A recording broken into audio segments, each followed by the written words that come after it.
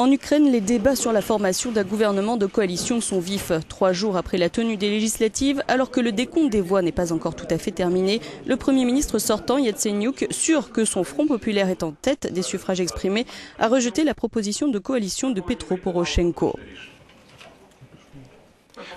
Je propose de nommer la nouvelle coalition Ukraine européenne, en hommage aux gens de Maïdan.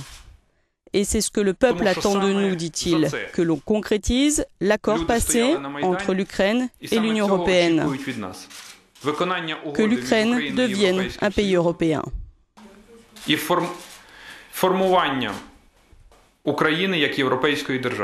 Arseniy Yatsenyuk considère le bloc Poroshenko comme un partenaire stratégique majeur, mais revendique la tête du gouvernement.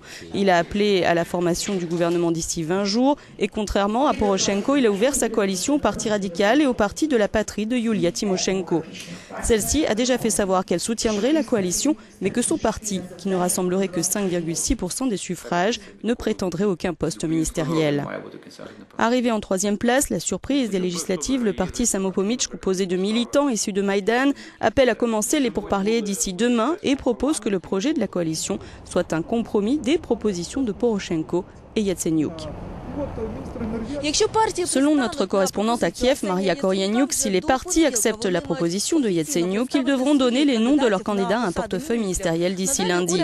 Le nouveau gouvernement devra alors être formé sur le modèle de la Commission européenne, ce qui signifie que chaque candidat devra faire l'objet d'une audition publique qui serait retransmise en direct à la télévision.